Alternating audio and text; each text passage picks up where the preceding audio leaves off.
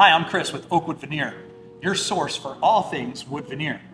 Today we're going to talk about the beauty of wood and how we can utilize that beauty by specifically matching different pieces of veneer in patterns. There's a bunch of different patterns we're going to talk about. Let's dive into it. Okay, we're going to start with the most common way that veneer is matched, what is called book matching. You simply take two sheets of the veneer, flip one open like it's the pages of a book, and you'll end up with the sapwood in the center here in this case. As opposed to sequence matching, I'm first cutting off the sapwood and I'm arranging the pieces in any way that I want so that they appear the most uniform in color and pattern. One of the next very common ways that veneer is matched is what is called slip matching, where I'm simply sliding one sheet of veneer alongside of the other and attaching them. You can see the difference now between book matching and slip matching as far as the pattern is concerned with the sapwood and heartwood.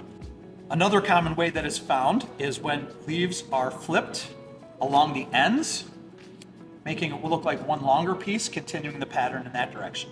If we look at this piece of cherry veneer, there are multiple pieces that have been attached together. They're adhered. Notice that I have marks here showing that they're each spaced evenly. This means that this sheet is what is called balance matched.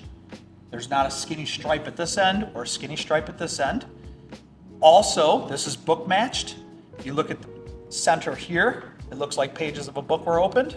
Same thing here.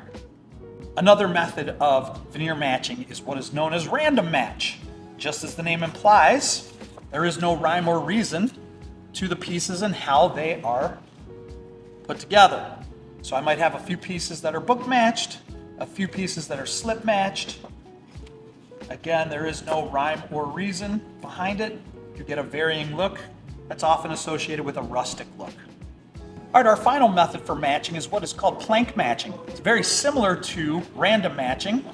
The biggest difference is the pieces vary in width.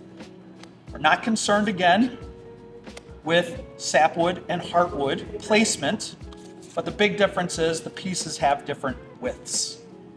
Okay, just because pieces of wood or veneer are cut from the same species of tree does not necessarily mean they're going to have the same appearance. If you look at these two pieces of cherry, they are very similar in size and color. However, if I look at these two pieces of white oak, they are very different in color. So you need to make sure that you request sequenced panels if more than one panel is needed for a particular project.